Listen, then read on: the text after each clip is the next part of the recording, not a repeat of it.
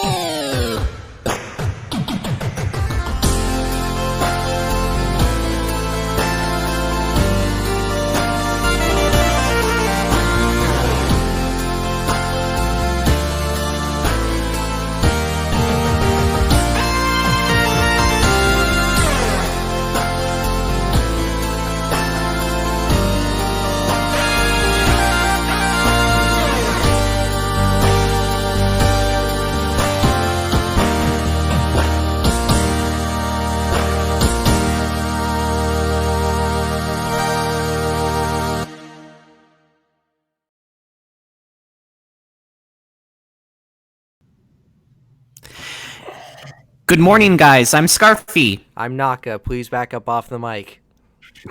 That's the second time this has happened. Good You're lord. peeking the mic a little bit. All right, cool. All right, go ahead. Krüz. And I am Krüz. And welcome to Subwuffer Entertainment Treehouse, a determinedly drunky and cheerful podcast where wolves we house in a tree we entertain, bringing you all latest entertainment news. So that's a lot like a music appreciation class. We talk about what's going on in certain topics and see how people react to them in certain ways. And that song that you were listening to was the song that they should have fucking played at the Super Bowl, but the Dallas Stars did play it. Thank you, Dallas. Don't think we don't appreciate you. Even though I'm a Capitals fan, I do appreciate your efforts. Unless you're the Cowboys, then we don't appreciate you at all. Well, I mean, differently. I don't think the Stars don't really have that rivalry with Washington, but I don't know. Anyway, how are you guys doing tonight?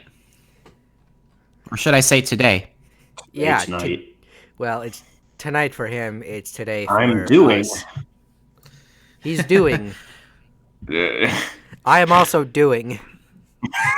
So yeah, I don't know about you, but I thought that Super Bowl halftime show was fucking abysmal, and Adam the fact Lavigne that is not good live. They lied to us for 3. Travis Scott doesn't know how to do a clean version of his songs. Really, Because like half of the song that he played, it had to be cut out. Yeah, that's kind of like the. I don't know. I don't even know how the words go, but to the Ariana Grande song, the "Thank You" next, it's like it's so people. It's like what's that? The pause is like it's better to bleep stuff out than to pause it because that just messes up the rhythm of the song because it's completely silent. right? But yeah, it's just a thing. Maybe you could have invited a band like I don't know, Metallica, to the Super Bowl. I don't know. A band that really people actually like. Why is everything the named last after Super Bowl? Bowl show was the Who. The fucking Who. Okay, Bruno Mars' Red Hot Chili Peppers was pretty good. I'll give him that. Bruno, but I love the meme of said Bruno Mars coming out of the tunnel or whatever thing, and it's just Patrick playing the drums on Sweet Victory. Like, but and then again, the first Ravens Super Bowl did have Aerosmith and NSYNC with the intro by Ben Stiller. You are Aerosync in Syncosmith, and then Aerosmith is just singing along, Dunna, Dunna, and in sync, in perfect harmony, goes, dude looks like a lady. And Steven Tyler looks at them like, what the fuck are you doing? Yeah, anyway. What I don't understand is why is everything always named bowl? What, like a toilet bowl? Okay, I don't know. I don't know, but I can definitely deem this game as the punt bowl. I'm surprised if it wasn't called that already. Hey, you cut me off. Anyway. You cut me off. Well, I wasn't done. You gotta learn. All right, to speak well, go ahead. You gotta learn to speak after somebody else is done speaking. This is sad. We do it all the time. I'm trying to get better about it, but yes. Okay, I at least I mean, know we what the would Super name Bowl our we is. would It's name the our podcast off topic, but Achievement Hunter already did that. Yeah. Okay, Anyway, I go at ahead. least know what the Super Bowl is. It's the most highly anticipated game of the year, and with so much testosterone and hype around the big game, why is the halftime show always some pissy pop group? Get Metallica in there or something. It doesn't make any sense. Fucking hell. Wait, Trust me, if they got Metallica in there, I'm pretty sure they would find a way to fuck it up, but I don't know. they would pull a Lady Gaga shit on that, like, Lady Gaga was a really good performer at that halftime show. Well, I'm meaning the audio crew, because if you're doing a show like that, you're usually not working with the regular audio crew or whatever that you do on your own tours. So that can lead to quite a few problems, like the mic fuck up. So before I get into our usual get up, Shutter just brought up a really funny thing that happened to me this past week. One of my friends brought up 9-inch. One of my friends brought up inspiration for an artist, and basically what happened was I said. Oh, Freddie Mercury, Red Hot Chili Peppers, 9-inch Tails, and my friend was like, 9-inch Nails, and I'm like, oh. And then I just immediately started laughing because, I'm a furry. That makes perfect sense why I would say that. Anyway. You know what would be a Super Bowl halftime show that no one deserves? Rammstein. Anyway. No one deserves that.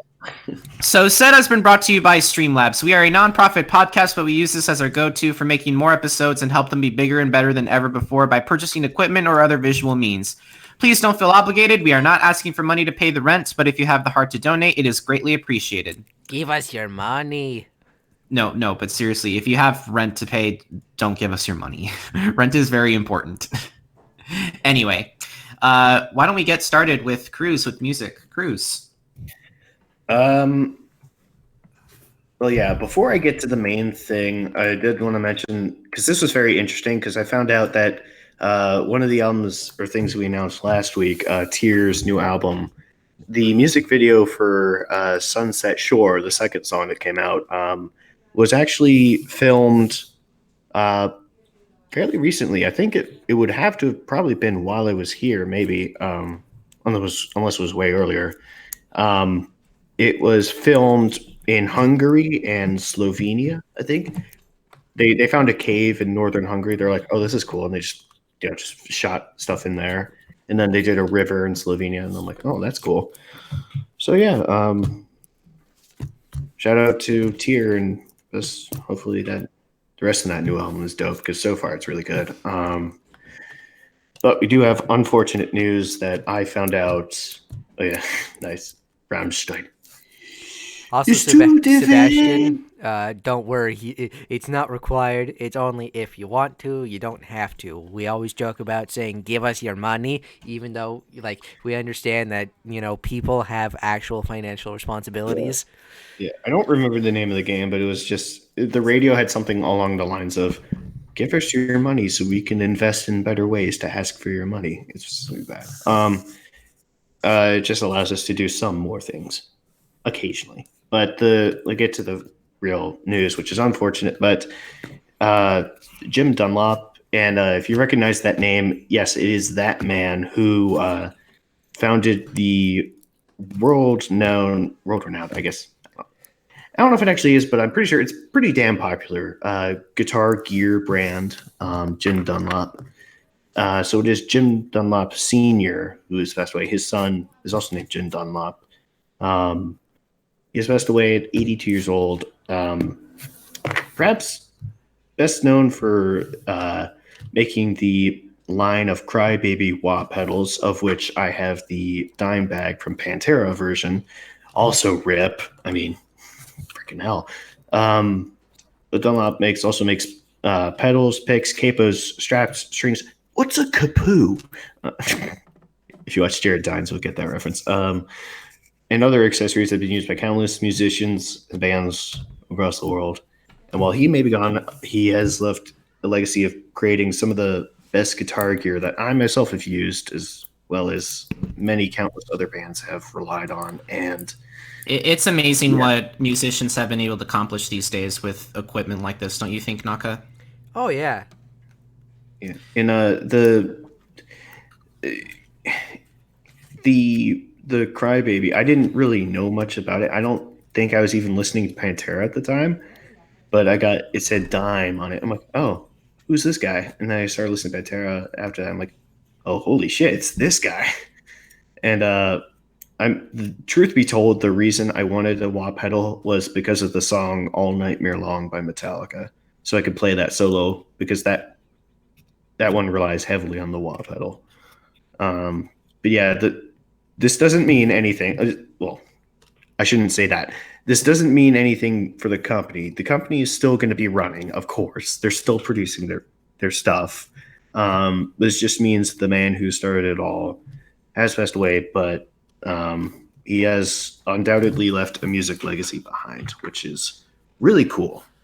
And proud to be in someone who uses one of their products and makes it it's made playing guitar really fun. Oh, I can definitely tell. I remember when Kiss did his Guitar on Fire, which was pretty cool. Yeah, actually, speaking of that, I forget his name, but one of the guy who, hold on,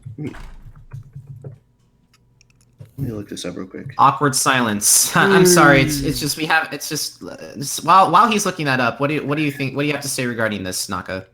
Whenever somebody who has kind of made modern music what it is, whether it be just like instruments or just equipment, it's always sad. Because as a musician myself, like, music wouldn't be today where it is without the innovations of like these pieces of equipment or these instruments or amplification technologies or anything like that. So it's just sad from a musician standpoint. Oh. Well. Are you looking up the person who made the Guitar on Fire, Krüz? Because if so, I know what you're talking about. John Elder Robeson. Because I went to. Yeah, the book, Look Me in the Eye? Yeah. Because he helped design some of the guitars for Kiss. And I went to, it was like a presentation of his book. Right. It was a really interesting book as someone myself who has Asperger's. It's like very interesting to read that and get that other perspective. But yeah, that's just a little detail. That's a little cool trivia knowledge thing. I don't know. I misspelled this name and didn't misspell. I just got the wrong name because I'm stupid. Anyway, I don't know what possessed me to do this, but the name is Yearwood, not Longwood. I don't know why I thought it was Longwood, but it is Trisha Yearwood with Let's Be Frank. How's it going, dude? Staying away from alcohol. Mm-hmm. Not sure if this album cover is really supposed to be a unintentional reference to Clockwork Orange. I mean, it kind of looks like it, but the Frank is in there for a reason, not the Frank from House Party. It's a reference to Frank Sinatra because this is a cover album, and apparently it's Trisha's first album in 10 years, or about 10 years, which is a hot minute, quite a drought, but I mean, if you're getting back into the studio, you might as well tackle something big like, Frank Sinatra. The only other real Frank Sinatra covers I listened to was actually of all bands, S.E.T, with "I've Got You Under My Skin." Because there's a song, I forget the name, but it's just like, it's literally S.E.T fucking around in the studio and just playing this like stupid. They just start playing something kind of jazzy. Anyway. Yeah. This album is dropping on Valentine's Day, which might be a tad on the nose, but you know, it is what it is. And What it's do if you you think of? I don't have anything against Frank Sinatra. I'm pretty sure he was a really well famous yeah, musician when he. I don't either. I mean, it's like he did. It was like maybe one of the last genuine like solo singers, because at this point a solo singer is just someone who can't write their own songs and just uses Right. auto-tune. Yeah. But before you had that technology, to be successful is a little more difficult than that. And Yeah, before you had auto-tune and audio processing, you had just you your had to voice. rely on your own sound. And I don't listen to Frank Sinatra music that much, but I completely understand that he is a that he was a beautifully talented musician and Right. singer, and I don't really understand the point of covering Frank Sinatra, in my opinion. You can do it if you want to, but I just don't understand. I think there's also kind of not security, but it's kind of like that no one else can attain what Frank Sinatra did. So you're kind of almost safer doing that because people like it's not going to be like a debate whether it's better or not. So you don't have that controversy going along with your album. I don't know. I mean, it does kind of make sense because it's like, oh well, why does this? Like it's like someone else covering Slayer. It's like right, of course it's yeah, it's not going to be better, but it's going to be something good. No, I mean, because his Body Count covered Slayer, and they did a pretty damn good job. I definitely see what you mean because like it's like I'm looking at artists. Artists have like they've covered other artists before, to give a unique spin on the song. Of course, it's not their original song, but at least they did something really cool with it. And I thought it was pretty cool for Trisha to do something like this. By the way, what would make it the perfect album is if Shaggy used 2.3% of his power. Really to produce it perfectly. Shaggy who? Shaggy Rogers. No, not that. Good Lord. Yes, no, that's Shaggy.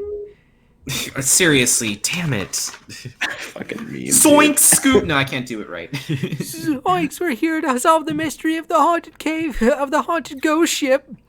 Oh, no. It's okay, Anyway. Scoop. Hey, you. I don't like your girlfriend. No way. I don't like your music. I think you need a new one. Yeah, So- remember when how we didn't like Adam Levine? Well, now we have. remember when annoying pop hits like that were actually tolerable? Yeah. Well, guess what? The age is gone. These were dark times. Very dark times. Avril Lavigne. Not quite It's that. just Lavigne, not Lavigne. Lavigne. I don't know. I guess the only interesting thing here is that it appears to me that the music video might have been recorded somewhere in Ireland, because it looks kind of like that rocky, grassy, mountainous kind of landscape. It's might be Ireland or Scotland or something. I don't know.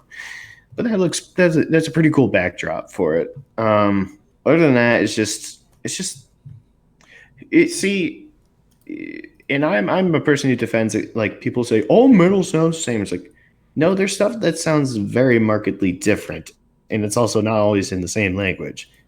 But stuff like this is kind of like, I mean, it's really like the songs are actually about the same things. Like, Right. I was in a period in life, and this wasn't just limited to pop. It was just I thought every song, I'm like, is every song anyone's ever written about a girl or something? It's like, is it about like love or something? It's like I had a period where I was convinced that every song was about love in some way. I'm like, God, there's got to be something else. But I mean, that does make sense. I mean, because the first thing I can remember listening to was Backstreet Boys, and that was just it's kind of a guilty pleasure too. Streets back, all right. Well, I guess the good thing here is that this may have the potential to push Ariana Grande aside, more like fuck you next. She's just thankful for her eggs. Skank. What? Right. The album will be releasing on February 15th, the day after Valentine's Day. What's with all this Valentine's Day related crap? By the way, Valentine's Day doesn't exist in my mind. All Valentine's Day really shows, it's basically like it's one of the few days a year where people are actually not shitty to their partners. Yeah, that's honestly the way I see it. I'm just like, why do you celebrate one day of the year for love when it should be every single day? It's a day It's a Hallmark holiday. Really, that's all Valentine's Day is. I mean, yeah, if you're just buying cards and candy and stuff. Speaking of candy, apparently the original brand, like the what is it? Necco brand of the Sweethearts they've gone out of production. Yeah, Neckos are gone. It's sad. It's like, and people are. I love the Washington Post posted like an online article about it, and it's like, I mean, true. This isn't candy corn. I mean, I like candy corn, but in moderation. I don't like it all the time, but. Yeah, I feel like I can't use much candy anymore with sensitive teeth. It's just kind of like I ruined my teeth by eating way too many sour Skittles because of all that sugar on top of it. Yeah, I've ruined my teeth. But those things are any of the Sweethearts you'll probably be seeing now are probably different off-brand ones. But yeah. I don't have much to say about Avril Lavigne, but what I do have to say is that I'm kind of excited for the next thing. Oh boy. I mean, this is nothing against you, but I tried to listen to more than 5 seconds of this, and I couldn't do that without actually feeling physically nauseous. Why is that? It's just, it's to someone like me, it's just depressing how music has become so fucking like this idea of music is so bland and soulless. It's empty. There's nothing there. But I think, and I've heard some stuff from her before because I do love India Arie. Like, I'm just gonna say this right now. I have albums that I own from her. Also, I didn't realize until now. I thought it was Air, like Aire, because I can't fucking read. It's Arie, but don't worry about it. Typos happen. It's not just typo, it's just me being, an idiot. But it's you being there. What do you have to say regarding this one, Naka? Don't give a fuck. Really? I mean, why not?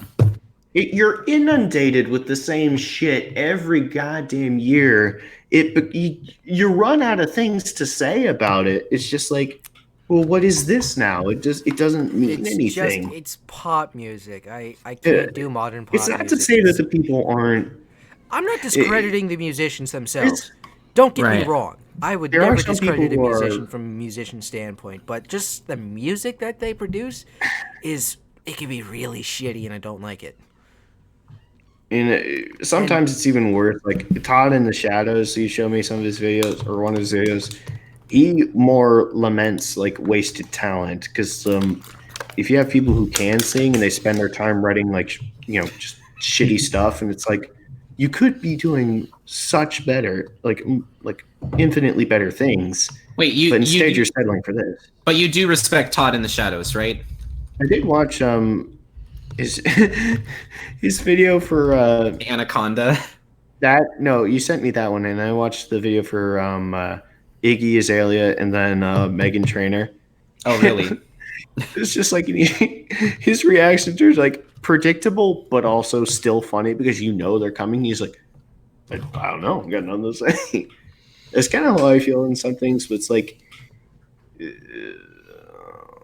I don't because I don't remember exactly what India's older stuff would sound like.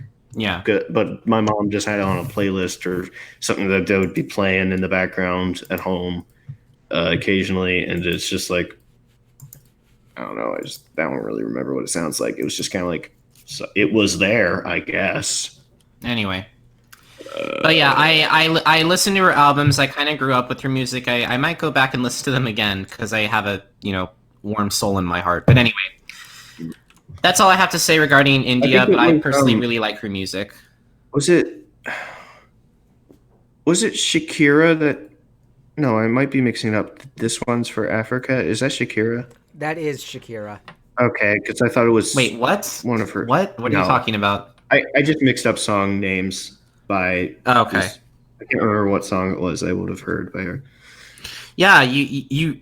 It's from Shakira. You really need to study since you've listened to Try Everything. Naka Krüz. Do you? I don't know if I mentioned this, but when I was in Pittsburgh for Anthrocon, I was in suit, so like in my freshman suit, walking back because this was the first year I went there.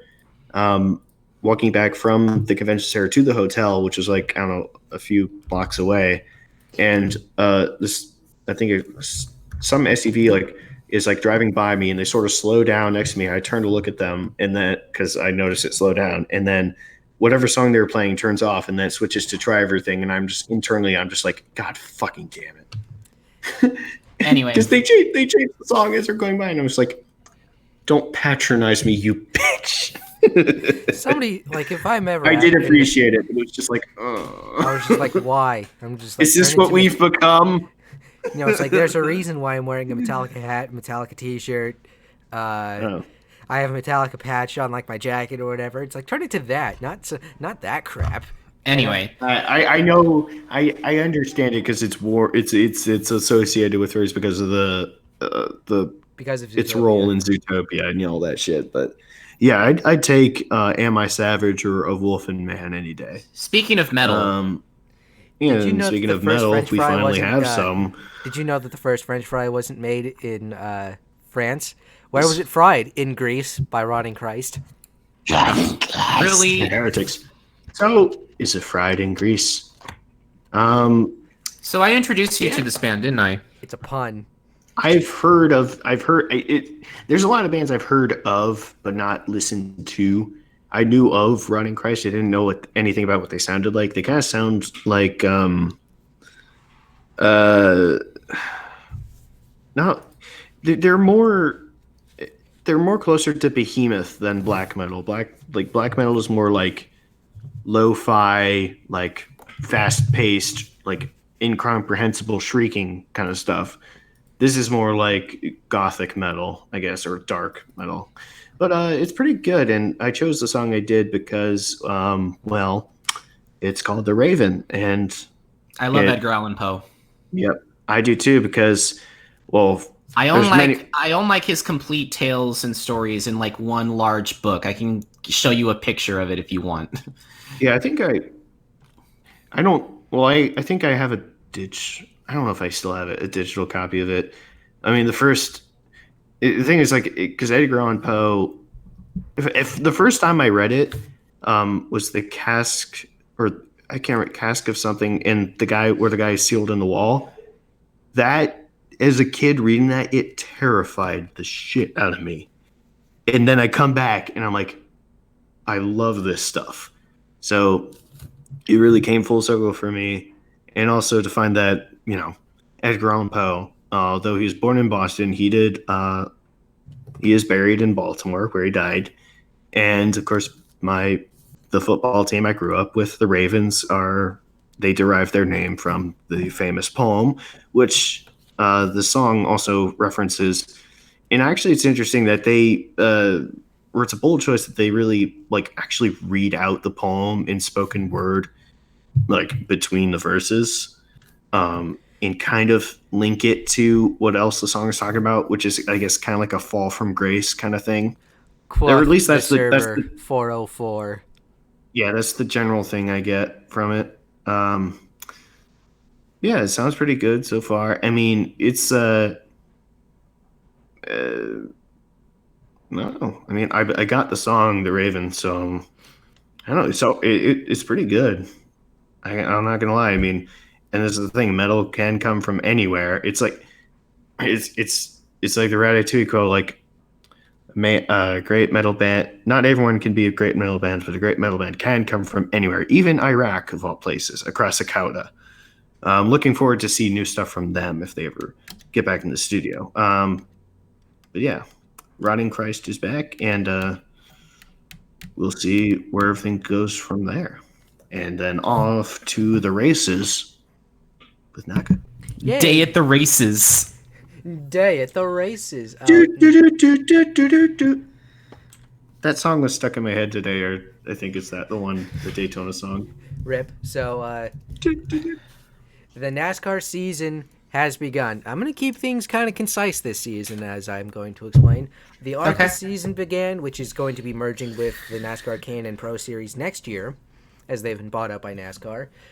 Began yesterday, February 9th, at Daytona, with Daytona 500 pole position qualifying and the Busch Clash happening today. Newer rules have been put into place with the new aerodynamic and engine package being run after next Sunday's Daytona 500 at different tracks. A lot's going to change this season. The rules are actually going to be tighter and more concise. Cars will be disqualified if they are illegal at the racetrack, not 2 or 3 days afterwards, and they will finally give the win to the next best finisher. Depending on like who's disqualified and who is not. It's a bit complicated. But coming up on Thursday, because this is Sunday, the Daytona duels to set qualifying order will be put in place. Friday is the Gander Outdoors Truck Series race at Daytona. It's a 200-mile race. Or it could be, I think it's a 250, so it's 100. I could be wrong. You're currently missing / trying to watch a race right now, aren't you? Yes, I am trying to watch the Busch Clash, which is about to start soon. It's an exhibition race, so I can kind of give it a pass, but still. Oh, okay. Yeah, that makes sense. Saturday is the Xfinity Series race, and Sunday is the Great American Race, the Daytona 500. Depending on our showtime next week, well, I was saying this week and next week, I will give winners to all the races. The ARCA race and the Daytona 500 pole have been set. Harrison Burton won the ARCA race last night, and William Byron has won the Daytona 500 pole. He will sit alongside Alex Bowman on the front row. Their spots are locked if they can make it safely through the Daytona duels on Thursday. The Busch Clash, which is today, it's an exhibition race. The Trucks, Xfinity, and Daytona 500 race, I will talk about at a later day. But like I said, I'll be keeping it light this year. I'm not going to do silly season coverage or any kind of penalty talk or race reports or anything like that, because there's other places on YouTube you can find. I'm trying to keep it more along the lines like of your friend that joined us for the last season ending thing. But for now, video games. Yes.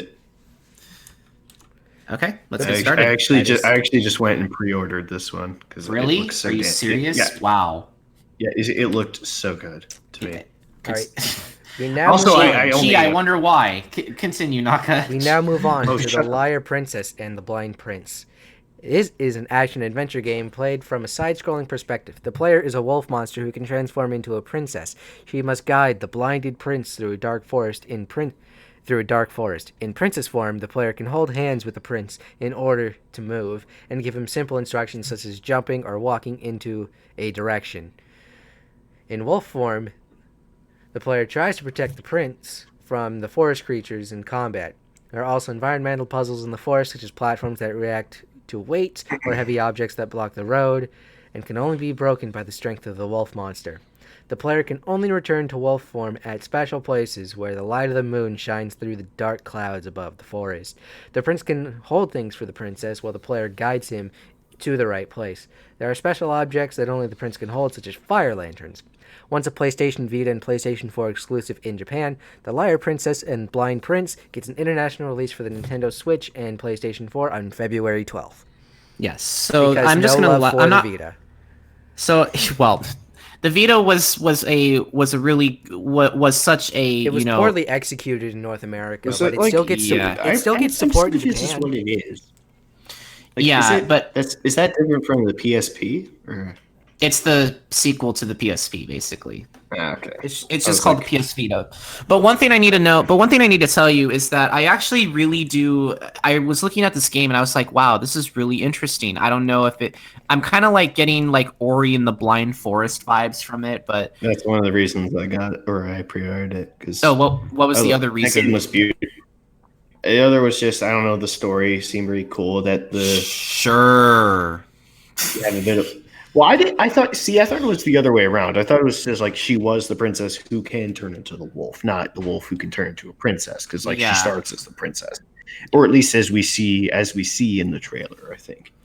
But he does say like in my true form, I can't be with you because wolf monster and shit. But I don't know. It's just, I think it could be. What do you have to say regarding this movie other than the stuff that movie? Excuse me, you're getting ahead of yourself. Video game. I'm sorry about this video game. What do you have to say regarding it, Naka? Other than the stuff that you already said, and would you pre-order it or get it yourself? I personally would not pre-order it and get it myself because, well, A, I'm in a tough financial boat right now, and B, there is another game that is going to occupy my time. Oh, I could tell because I was looking at the trailer and it does look interesting to me. So why don't you go ahead? So next up, we have a sequel that's taken 10 years to make. Oh, Spice Buddy, what's been good for 16 hours? Crackdown 3. It's only taken 9 goddamn years. Crackdown was a fun, interesting franchise. You're a superpowered police officer trying to take down gangs scattered over the city of New Province. Run and climb buildings, jump across rooftops, use melee attacks and weapons to fight bad guys, and steal an occasional car or two. And then when you're done stealing that car, throw the car at the bad guys. You can't do that in Grand Theft Auto. Fuck your car. Crackdown 3 is set 10 years after Crackdown 2, where a terrorist attack from an unknown source kills power around the globe. The agency, who you work for, is thrust back into action after the attack is traced to New Providence, controlled by a mysterious organization called Terra Nova. After a failed first strike, the agency calls upon the agents by the agency's voice, who is supposed to be anonymous, and led by Krüz, Commander Jackson, as a last resort to dismantle Terra Nova any way they can. I don't know about you guys, but I've played a lot of Crackdown in my time. Fun fact, Crackdown 1 came along... Were you on crack? No. But if you wanted to play the Halo 3 multiplayer beta back in 2006, 2007, you had to pick up Crackdown. And, Crackdown's a great game, but a lot of people picked it up just to play Halo 3 online when it first came out, or when it was in beta phase. Which, interesting strategy, Microsoft. It's a bold strategy. Let's see if it pays off for him. But I don't know about you guys, but Crackdown is fucking fun. Oh, I've never played it. I heard it was really good, though. For those who have Xbox Game Pass, like me, the game is included with your subscription, and it'll be available to play on the 15th. If not, you can order it now to play on February 15th on Xbox One and Microsoft Windows 10 PCs. So I do have a question. Was that really Terry Crews voicing the character? Yes, that is actually Terry Crews. That is not that's not Nolan North or anything like that. Okay, so I don't know about you, but I haven't seen Terry Crews is starting to become a thing, and I'm really happy because he was just a character, a really cool character. Again, or starting to come back into the fold. I don't know. Yeah, he's starting to become relevant in today's society. I'm waiting for the day where he actually decides to take his career seriously and does an Oscar-winning I don't know. Does an Oscar type thing. I think he's successful because he knows that anytime he's in a movie, it's for shits and giggles. He knows that and takes full advantage of that, in this game. And I think it works well. It works in the game's favor to have Terry Crews explaining. He's like, here, basically, you can blow shit up. You can destroy everything. You can throw cars and shit. He's like, you can do whatever the fuck you want. And that's going to sell a game better than anything else, I think. Or at least to me. Oh. I don't know. Just to saying, it's all right, I'll break it down for you. You can. They're not trying to bullshit you. They're telling you, this is what the game is. You're going to blow shit up and you're going to have fun doing it. So, yeah. I can't. Obviously, I don't have my Xbox with me here in Budapest, but. Rip. I might consider it. Yeah, here's the thing. The next game, the game after this, is one I wanted to get and see how that plays out because I enjoyed its predecessor. But yeah, we'll get to that. All right, our next game is technically a spin-off of its main franchise, but a sequel to the most recent title narratively. Far Cry New Dawn. Set 17 years after the events of Far Cry 5, there turns out to have been a nuclear exchange known as the Collapse that basically nuked the world. I don't know if exchange is the right word. Exchange, There's a reason they had all those silos assorted around Hope County. Survivors attempt to rebuild the community in Hope County. Their efforts are threatened by the Highwaymen, a roving band of organized bandits led by twin sisters Mickey and Lou, who are on the cover of the game. With few of the choices, the survivors form an alliance with New Eden, the remnants of the project at Eden's Gate, despite knowing that they may represent a greater threat than the Highwaymen. Those damn Peggies. The game is also expected to reveal the fates of the Deputy and Joseph Seed, the protagonist and main antagonist from Far Cry 5, respectively. While yes, it's technically a spin-off title to the series, it is a narrative sequel to 5. This game sets out on a big journey. Not only are there enemy outposts to conquer and liberate, you have a home base that can be upgraded as you progress, kind of like, Fallout 4, and your settlement needs resources, and you help us. Another settlement needs your help. Here, I'll mark it on your map. New weapons and attachments can be crafted along with vehicles. There's now new missions called Expeditions for more resources and package, take you out of Hope County and into other places like the US. The maps are smaller, but they're more complex. Far Cry New Dawn looks like an interesting title in the franchise and releases for PlayStation 4, PC, and Xbox One on February 15th. Shame I'm going to be missing this one when it comes out, but I got... the whole thing was ignoring the whole initial controversy over Far Cry 5 because people were expecting it to be like a representation of, I don't know who it was, but like the people, like the people who took some people took someplace hostage in Oregon or something. I don't know, but it's going to be something about that, but just being like the Peggies were like the Project Eden's Gate were just religious fanatics who ended up not being wrong about even though they kind of did it because they kind of launched the nukes and shit. It depends on which ending you choose because, spoiler alert, there are two endings to Far Cry 5. One of them is the nuke ending, and the other one is where if you let Joseph go, and then you're conditioned to like freak out or to trip out when you hear a certain song over the course of the game. So that song comes on the radio and then it just kind of like fades to black and it's kind of like, oh, what happened? But I like the look of this game. I mean, there's a lot of jokes going around that's supposed to be like a knockoff of Rage. I can kind of see that, but it's just kind of like, whatever. I mean, there's plenty of games to get to. And another gripe I have is just that I'm only like at the first chapter into Red Dead 2, and I'm just like, man, I'm going to be backlogged. I'm going to be backlogged for months. So one of the things I wanted to talk about regarding this trailer was just like I was interested in how really cool it was looking. Like it started off beautiful and like, oh, people want to fuck it up again. It's like, oh, well, hopefully it, makes a good amount of money, but I don't know if it will. So we'll just have to wait and see. But that's all I have to say about Far Cry New Dawn. It looks very interesting, I'll say the least. I'm not sure if it's a game that I'll play personally, but hey, it's there. Far Cry games are pretty fucking big. Yeah, they are. And I've played Far Cry 3 or 5. Well, first I played 5 because the version I bought came with Far Cry 3, which I played like a little bit of. Just it's a little different because like they have different settings. I forget what the first one is. The second is Africa, I think. The third is like the Caribbean. The fourth is I don't know where it is, but it's like I believe it's somewhere in Asia. It's somewhere in Asia, but like the villain is a drug lord or something, and then Far Cry 5 is set in Montana. And you have to do in Far Cry 4 to beat the game easily without taking any damage whatsoever is just sit there and wait for him to come back. Yeah, that was on a I think it was Outside Xbox video. It's like where you can beat the game by doing nothing, or like list of times you could do the pacifist route. All you have to do is like wait for him to come back, and the game just ends because like that's not where the story is supposed to go. It's like if the main character if you don't do the first thing, the story never happens. The game's over. Yeah, well, if your main character is named Luigi, that would be another case of Luigi wins by doing absolutely nothing. If Luigi doesn't even enter the mansion, story never starts. All right, now we move on to another sequel to a different franchise, Metro Exodus.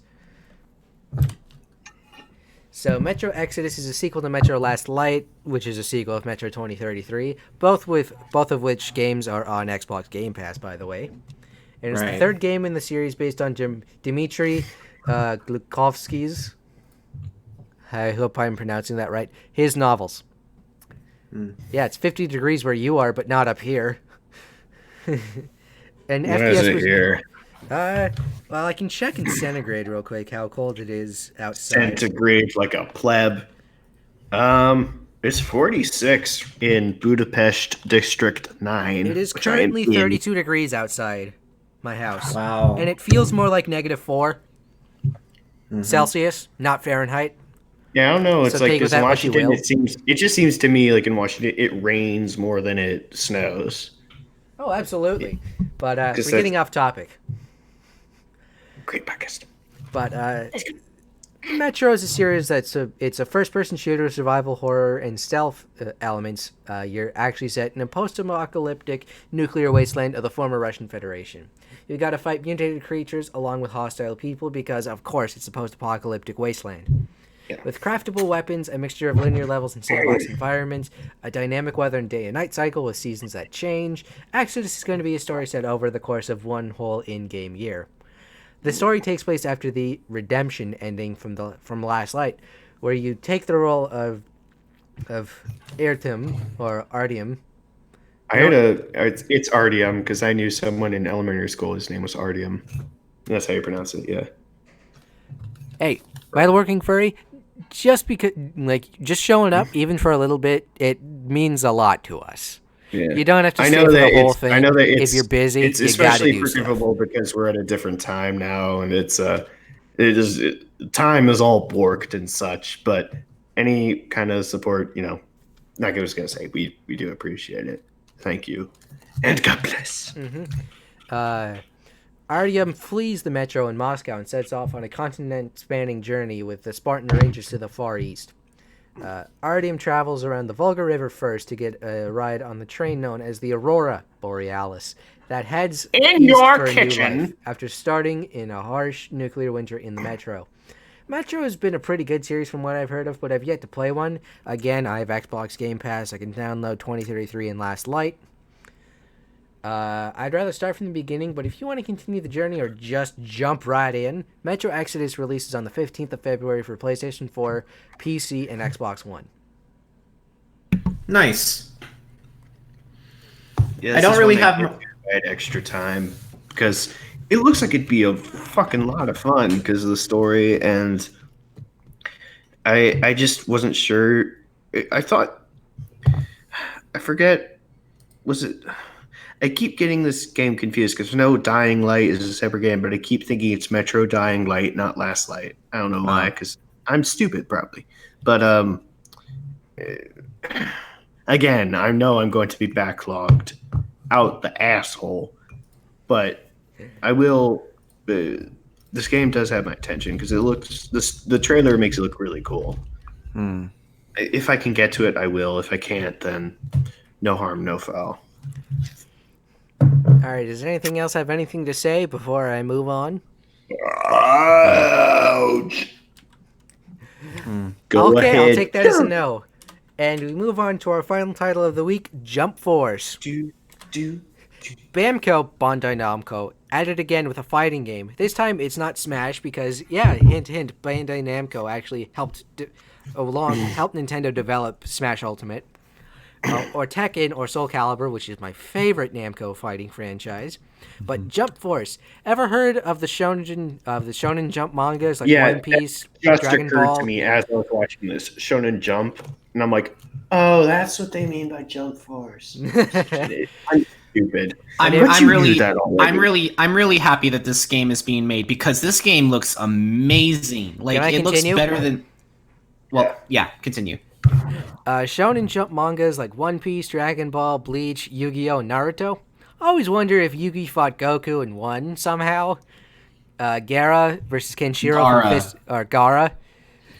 again, I have never I remember watching like when he was first introduced back, God knows how long, on Like Naruto 2005. in 2005, and I'm just like, I just remember him as the Sand guy, Mm-hmm. and that was it. Gara versus Kenshiro Sandman. from Fist of the North Star. Ichigo versus Jotaro Kujo from JoJo's Bizarre Adventure. Akira Toriyama's brand new characters, Galena and Kane. Well, this is the game for you. When the real world collides with the Shonen Jump universes, many of the heroes from the Jump Force form the Jump Force to fight against whoever is causing this phenomenon. As a game to celebrate the 50th anniversary of Shonen Jump, this is a 3-on-3 tag team fighting game that can be played multiplayer only, but of course there's a story to go along with it that is single player. Players can create their own outfits with can create their own character with outfits and accessories earned through gameplay. The game was announced at Microsoft's E3 conference in 2018 and is releasing for PS4, PC, and Xbox One on February 15th worldwide. But if you live in Japan and you have a PS4, you get it on Valentine's Day for whatever reason. Which is really the reason why they're getting it early is because A, it's in Japan and Shonen Jump is in Japan, and B, it's Sony's in Japan and it's based in Japan, so it makes sense, right? Japan gets everything first because reasons. Not all the time. We got the Wii before Japan did, which is pretty cool. But We got the. You know what else we got that Japan didn't? The Subaru Brat. Anyway, what were you gonna say, Naka? And then there was artificial scarcity when it came with the Wii. Oh yeah, it was really bad. Oh yeah, that thing, supply and demand and all that shit. Yeah, Economics. It took like what, a couple months for them to get new Nintendo Wiis or something. Yeah, and then they pulled they that were- same bullshit with the NES and SNES Classic, but I digress. It's because they were pre-ordered. They were pre-ordered to such a degree that it was. Shit, I'm sorry, I accidentally dropped something. Holy shit, holy cow. I shouldn't have done that. But What'd you drop? I'm sorry. Did you can you drop give your me Red Bull? like?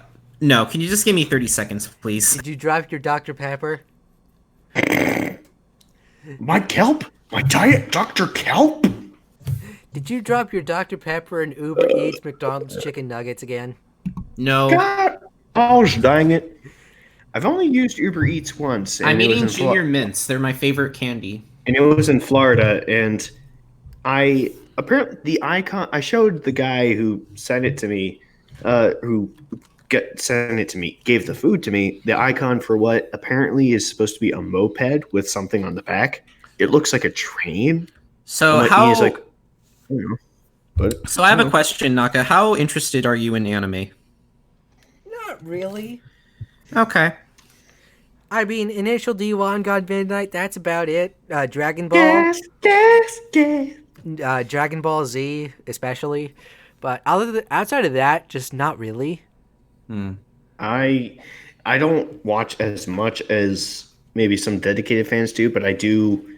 I started getting into. I haven't watched the rest of it. I started getting into Mob Psycho, which is really good. It's from the same people that make One Punch Man, and also there was a surprising one that I got from a friend, from an acquaintance who is into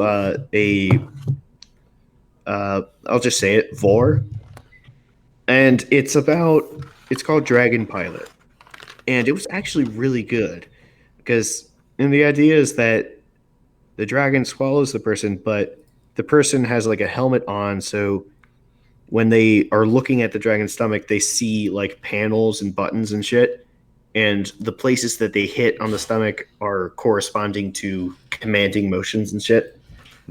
But there's actual characters in there, and there's of course a Slav squat in there, which of course I respect the shit out of. But yeah, I don't know. I've watched some obscure ones, and I'll get to more of them when I can. But right now, I really got to catch up on The Punisher. Yeah. Wait, the 2004 movie with John Travolta or the Netflix series? I haven't seen the series. I just know that I haven't seen the movie yet. Rather, I just know that Seether had the song "Broken" in that movie. Apparently, Seether is one of my favorite bands. So I don't know. But this is all for video games this week. let's turn it over to a certain movie person and go. All right, 1 second. Mikey, Alpha, Clearland, go. I mean, that's as close as you're gonna get. All right. You people don't watch Air Force Proud 95, so. I don't. Okay, so Sorry about that. So before I begin, I need to address something important. This isn't really news per se, it's more so the fact that everyone's been asking me about, oh, Scarfy, did you hear Disney's making 2 possible new Zootopia sequels? Quick Isn't interruption. It great? Quick interruption. Okay. The Bush Clash is now red flagged due to rain on lap 8, so you know what? I can just pay back attention to this. It's fine. The race I went to.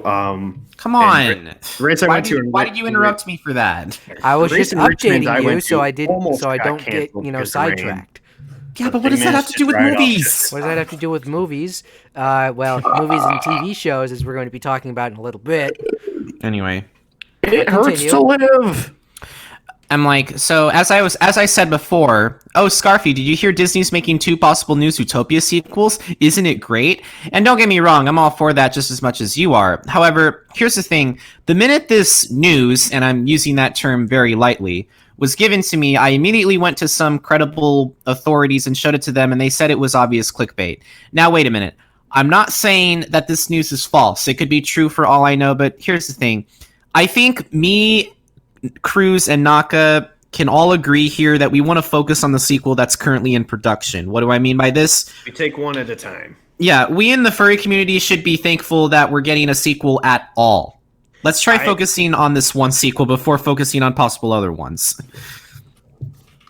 I mean, we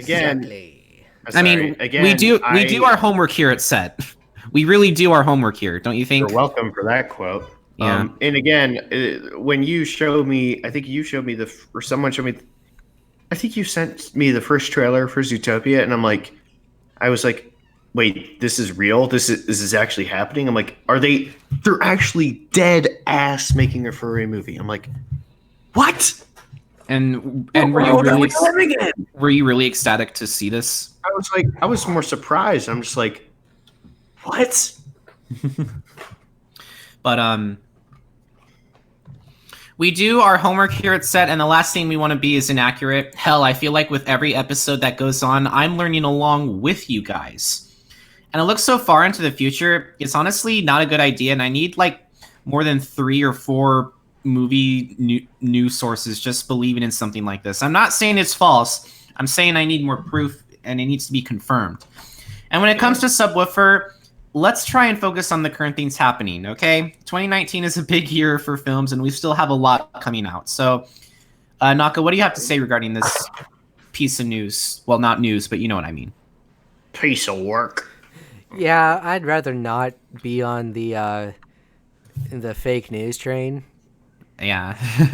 And you already have inside sources when it comes to Disney movies. Yeah, I do. So when your inside source confirms that, hey, this is bullshit, you know it's not true. Yeah. It's either bullshit or they're not ready to present it yet. Also, Yeah. I just noticed in the picture, why am I wearing pants? You're wearing pants? You're what? I think we're all wearing pants. But I prefer to wear shorts. I'm wearing shorts right now, actually. So am I, but we can't all have nice things.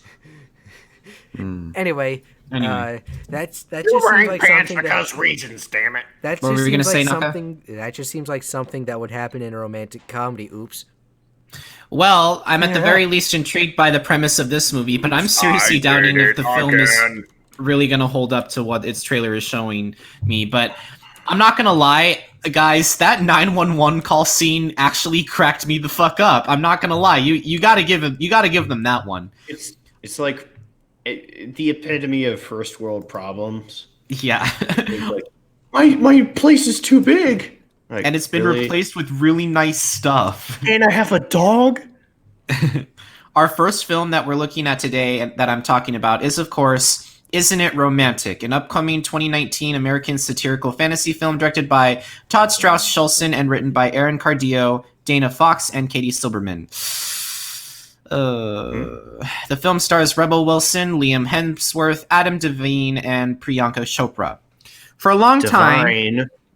Divine, you asshole. Whatever. For a long time, Natalie, an Australian architect living in New York City, had always believed that what she had seen in rom-coms in all fantasy. But after thwarting a mugger at a subway station only to be knocked out while fleeing, Natalie wakes up and discovers that she is self-aware of her existence in a PG-13 universe and must escape every cliche in order to finally fall in love and achieve the happily ever after that will bring her back to reality. The premise is pretty simple, and I'm sure she'll get some form of attention from tweens, teens, and suburban mothers. But this is a film that I want. But is this a film that I want to see? And that's a big question. I kind of have to predict that this film will do pretty terribly, but I'd be surprised to see if it's actually good. The film will be released on February 13th. That's one day before Valentine's Day, and will be released on Netflix internationally.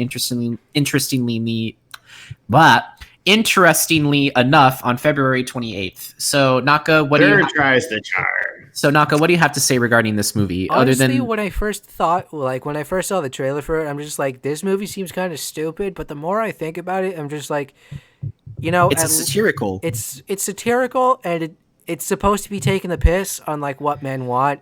He's taking the piss. I find the subway scene kind of funny, where it's just like she's like, God damn it happened again. So, like, would you make that So, I'm not gonna lie, that 911 call scene was actually kind of hilarious. I would probably freak out. I'm just reading what you said. You did divine as DEVI, like capital V. That's actually a restaurant in Orlando. But yeah, it's divine, and I know that because it's my name. Don't wear it out. But yeah, it's also Irish, by the way. I don't know what Chopra is. That's Priyanka Chopra. That sounds like some bullshit, ain't it? I don't know. But this, I'm just kind of like, it looks like it could be like kind of like funny at some parts, but other than that, it's just kind of like. Granted, Rebel Wilson is volumes more entertaining and funny than Amy Schumer. Yeah, you knew where I was going with that, so I don't even really need to bring that up. But yeah. I fucking hate Amy Schumer. It's not because she's a woman, kind of like, but it's just because she's just not funny, and she thinks like, oh, if you don't think I'm funny, then you're a sexist. And was like, no, you're just not funny. Your entire routine is saying the word vagina. That's literally it. There's nothing else. I forgot. Isn't she like a feminist or something? I don't even know anymore. Yeah. With the amount of times she said, with the amount of times that she says vagina or pussy, it could really go either way. Because you could either be a hyper feminist or you could be the most misogynistic woman on the planet, and have reasons for saying that word. What were you gonna say? Like, I'm not anti-woman, or like just anti-woman, but like Amy Schumer, you're just not funny. I don't care. Your jokes aren't good. You're not making a whole lot of people laugh. And you think when you have bad reviews on Netflix, you think it's people just trolling, but no, it's because your comedy is fucking horrible. Yeah. It can't be horrible if it's not comedy. Anyway, don't we move on to our next, I guess I want to say next film that is kind of interesting in a way. Groundhog's Day 3, Electric Boogaloo. Why? Already? I can't even... Okay, you know what? I didn't even see the first one. I can't really judge. It's just like, already? Really? Yeah, well, this is definitely a movie that people are interested in, yet also wondering if a sequel is even worth it. Happy Death Day to You is an upcoming American slasher film written and directed by Christopher Landon, the same director of the first film. The film is a sequel to 2017's Happy Death Day, with Jason Blum again serving as a producer through Blumhouse Productions Company. It stars Jessica Roth, Israel Broussard, Fivu, Suraj Sharma, and Ruby Modine. 2 years after the events of the first film, that is not in the timeline. It's more so the to actual years, rather.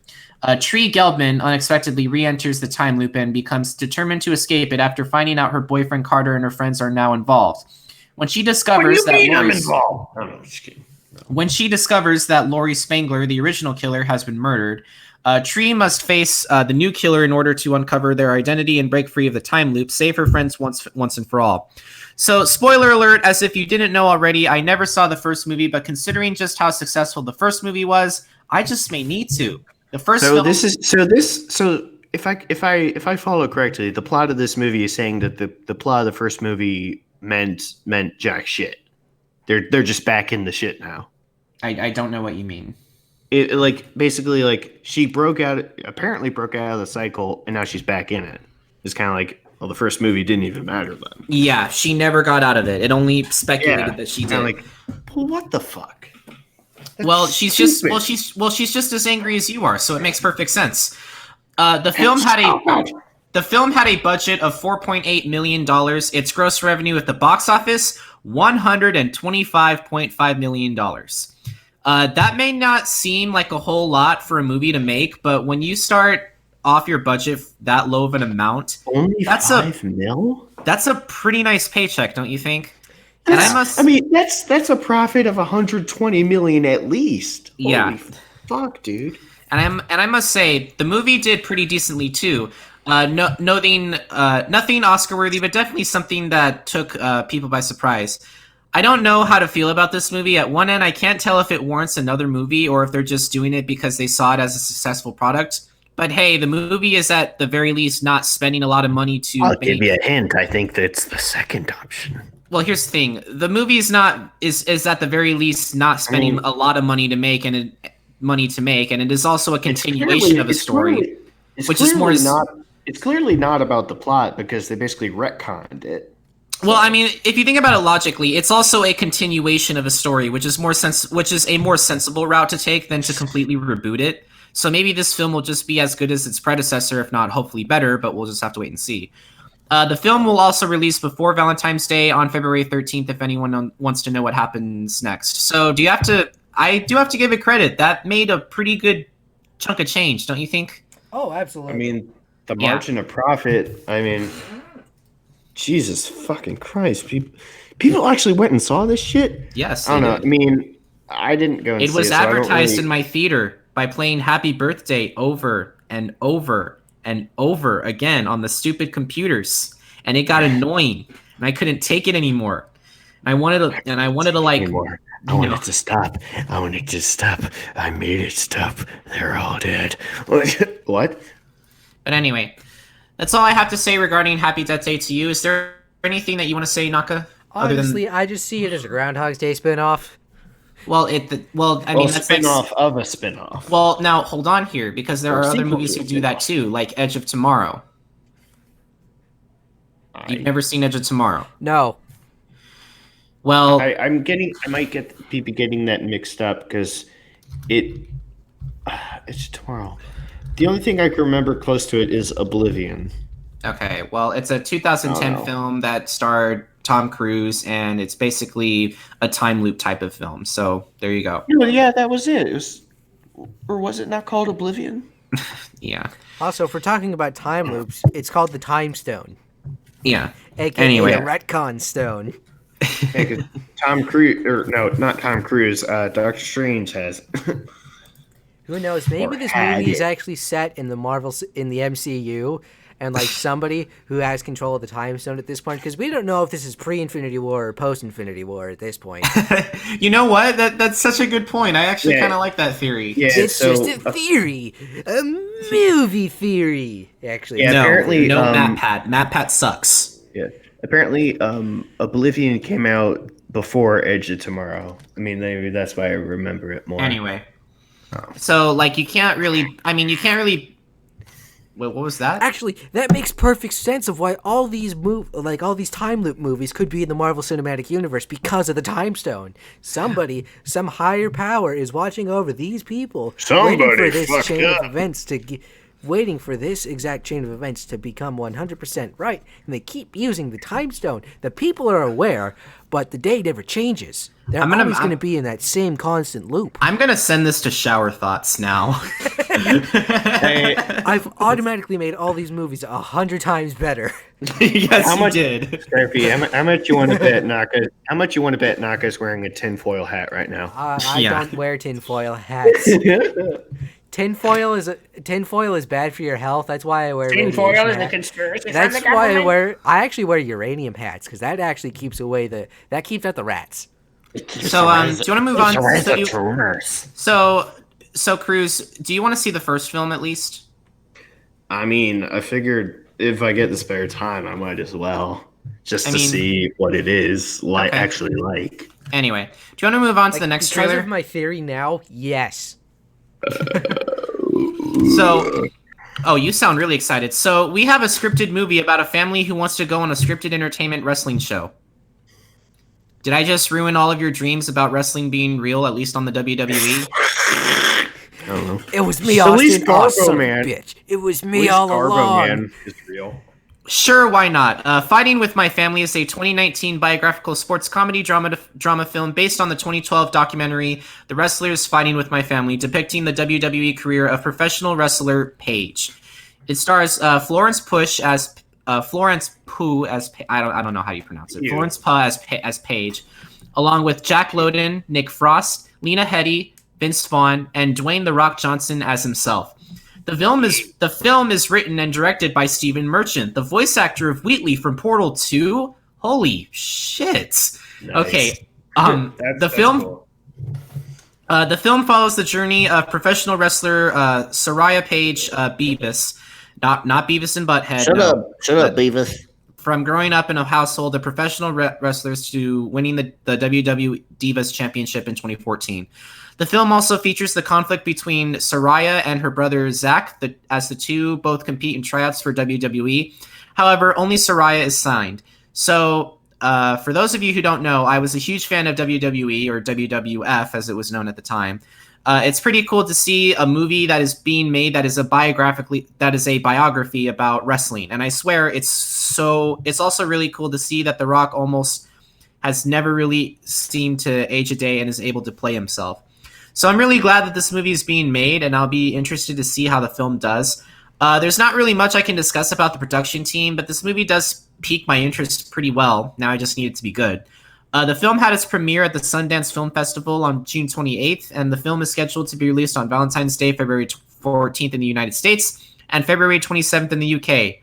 Why they're not being released around the same time, I have no idea, but hey, the film looks interesting, and if it's good, I might go see it. So, Naka, you sound really excited about this movie, didn't you? I was talking about Happy Death Day to you, and how, my theory about how, these movies that have time warps are actually all in the Marvel Cinematic Universe. That's what I was excited about. Oh, okay. Because you misinterpreted my excitement. They're one of the 14 other million possibility things that went wrong. Exactly. So there's near countless possibilities now. So what do you have to say regarding this movie? Because it does look interesting, to say the least. Well, I'm not necessarily into wrestling as much as some of my other friends are, and I'm not sure if they've heard about this or not, but if they haven't, I'll bring it up to them, and they'll just be like, holy shit, I actually kind of want to go see this. But it's definitely an interesting blah, blah, blah. But it's an interesting plot, and it's I think it would actually be a very good movie. But we'll have to wait and see until it comes out. Right. Do you have anything to say? Do you have anything that you want to say about this one, Krüz? I farted. I farted. I think it might have been on a podcast that Achievement Hunter was talking about this, that The Rock was able to play himself, something close to his character from the wrestling days of can you smell what The Rock is cooking, when he was more of an asshole. But it does look like it could be pretty funny, genuinely. Hey, and it makes sense. Principal photography began in Austin, Texas, where Rooster Teeth is based out of. This looks like it would be one I'd probably go and see, because it could be pretty funny, and I genuinely enjoy the movies Dwayne Johnson is. I even kind of enjoyed Skyscraper, even though that was kind of like a summer blockbuster cash grab kind of movie. Even then, it was just so kind of like the action and the way that everything was shown was really, really well done. Right.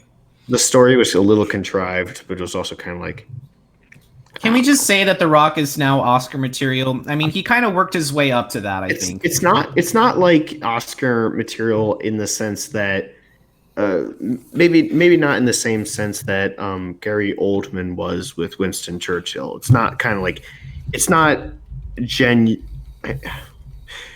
what's the word? It's not like his roles are not genuine, but it's not like roles that rely on emotion and stuff.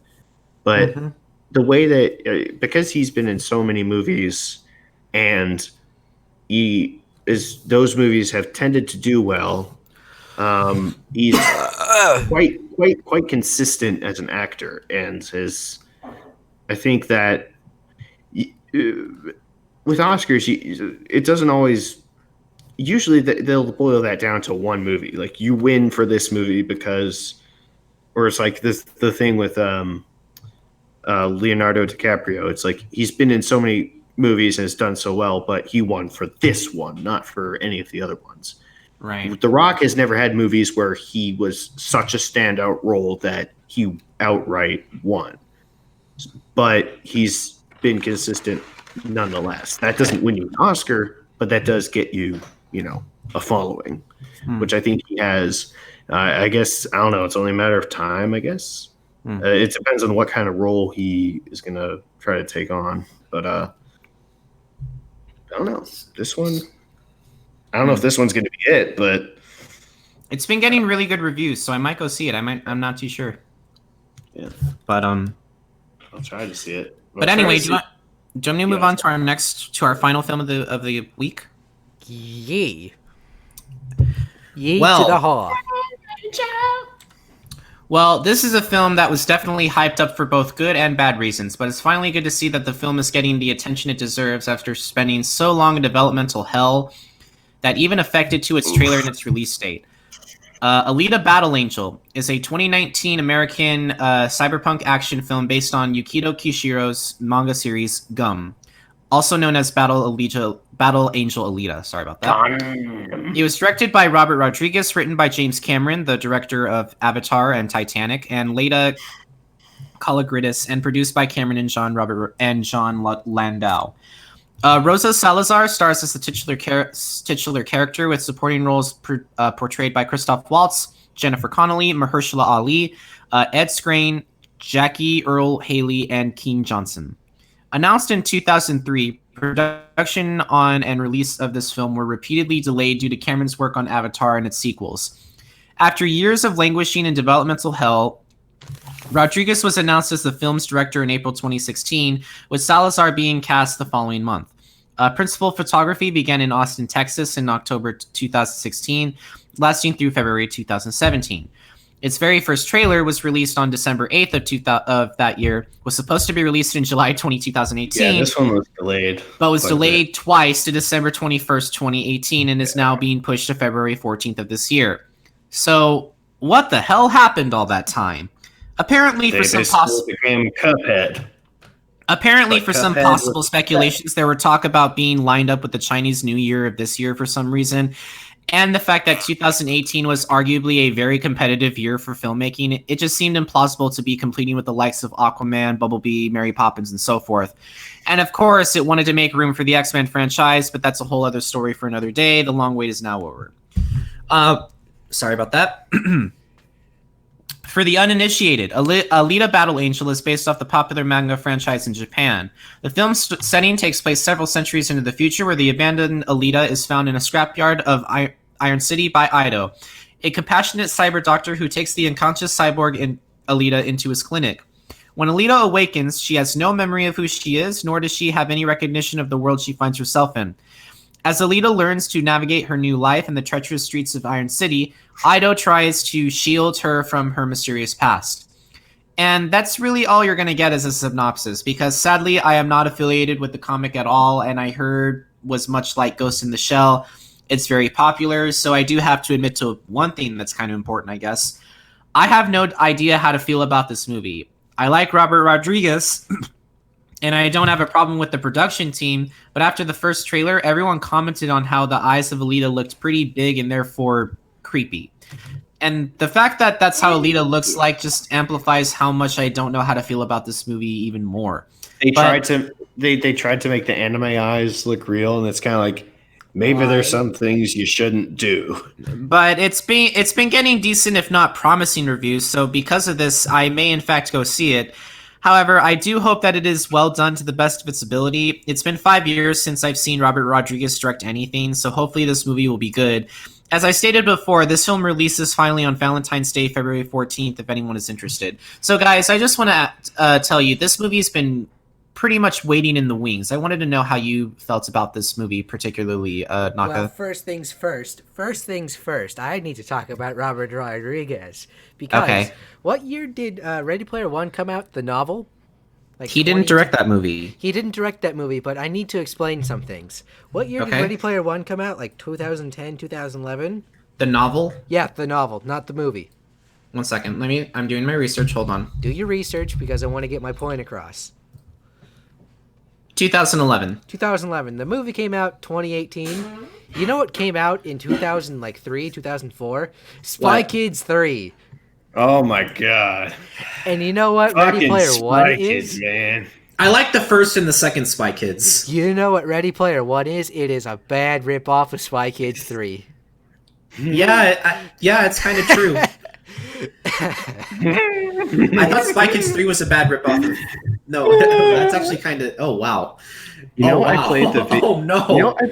What, you thought Spy Kids 3 was a ripoff of Ready Player One when it came out years after Spy Kids 3? Yes. I played the computer, the video game of that. It was hard as shit. Yeah.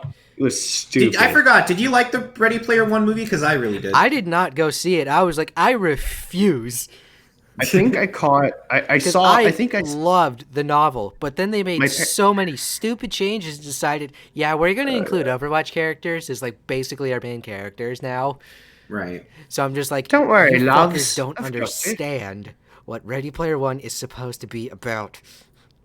You can't just be throwing in brand new franchises. You got to stick to what was in the book. You gotta make it appeal to the millennials. Fuck the millennials. I think I saw the second half of the movie because my parents were watching it, and I sort of walked in like while it was already in action, so I sort of saw the second half of it. It was okay, I guess. It wasn't anything. I don't know. It may have just been the lead actor who I just kind of have a problem with. He's just kind of like, he seems like he's always trying too hard to sell the desperation that he's in. Just kind of like.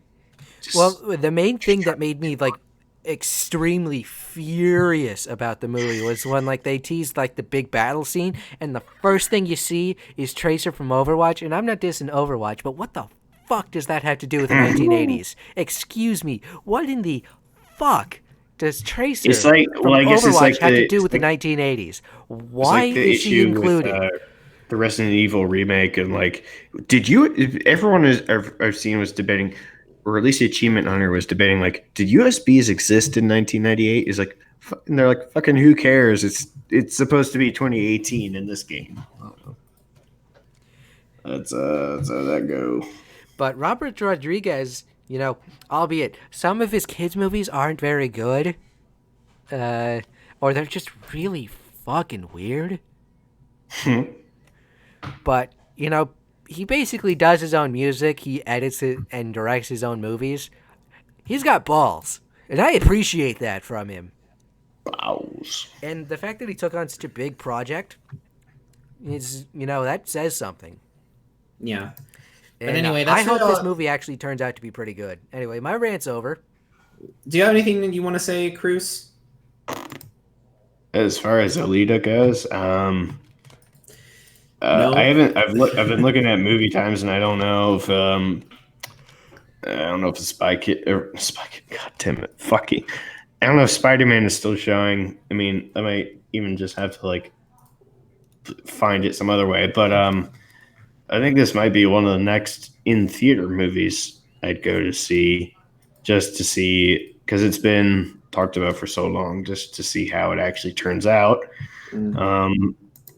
I see one that says English subtitles, so I don't know. See how that goes. If I get tickets for that, I don't know. Probably Hungarian dub English subs. Yeah, I mean, even then, that's fine for me. It's just as long as I can actually see it. The only difference is that, like, if there's an anime that I watch that's in Japanese, like, the only difference is that I can't do it while I'm just like putting clothes away. Like, I have to watch it. That's fine. And that was the same thing with when I went to see Princess Mononoke. I think it was in Japanese but English sub. Yeah, I remember like showing that film, like saying you need to go see this movie, and you were like, "Wow!" And the first time you saw it, I think you were like entranced by the whole movie. It was. I mean, I was familiar with the style, but the story I wasn't familiar with. But it was a really good movie. Yeah. Anyway, do you want me to move on to our coming attractions finally? Yes. All right. But So before we get into our coming attractions, I do need to announce one thing. As you know, the Super Bowl had many TV spots for many upcoming films that are going to be releasing later in the year. However, unless it's a really big reveal or an actual big teaser, I won't really be talking about it until we either get an official trailer released to get more information, as I want to be keeping set fresh on things that are relatively new as opposed to talking about things we already know. Anyway, do you want to move on to our next trailer? Yes, we're moving on to our next trailer for our first coming attraction, The Wedding Guest, a story centered on a mysterious British Muslim man on his journey across Pakistan and India. I like Dev Patel, and I hope this movie does great. And the name really doesn't indicate like what the trailer is showing. The name makes no sense at all to what the plot's he's trying to be. Well, he's not a wedding guest. I think.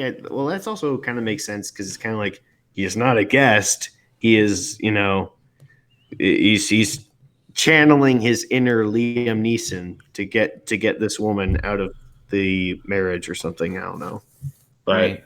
I was like, I did not expect this from the name. I don't know if I'm good. It's again, maybe not going out of my way to see it, but I'll give a nod to Dev Patel for continuing to do well. Anyway. So you want me to move on to a vigilante? A vigilante. A woman helps victims escape their domestic abusers. Not gonna lie, that's a pretty damn good premise. I always wanted to see something like that. It doesn't really show that in the trailer. It just shows her training and then in like a I had to group. The trailer doesn't really give much away unless you look up like a plot line, a synopsis for it. But then again, I also saw Peppermint kind of recently, and that was just kind of like. Bleh. What do you have to say regarding this movie, Naka? Domestic abuse is horrible, and any way you can kind of get out of domestic abuse is always going to be good. Except if it ends up being more domestic abuse, in which case, don't. Yes, but anyway. In which case, I will pee on you. That reminds me of a fucking thing from Game Grumps, because Dan said something to Aaron, and he was just like, if you don't just, I'll pee on you. Hey, you're gonna do something when it comes on our show. And then Dan said, he's like, I said that because if I said that I would beat the shit out of you, he's like, that I would never do that, but I might pee on you. I love the Game Grumps so much. Get them to 5 million subs already, god damn it. I was watching. No, they don't deserve it. Hey, fuck you. Hey, you don't realize how they overpassed Sugar Conroy. The only reason how they got so popular is because the only reason why they become so popular is because of JonTron, Ego Raptor, and everyone else on Newgrounds. That's the only reason why they got popular. Because of the people that are there. That's like saying S.E.T became popular because you, I, and Naka are here. Yeah. We're the people who fucking did the thing. But no one gives a fuck about us. That's a double-edged sword, exactly. Yeah, but no one gives a fuck about us. Not everyone makes the big time. I don't know. A Dog's Journey, a.k.a. Ripping Out Your Heart, the movie. I can't watch this movie. I legitimately cannot.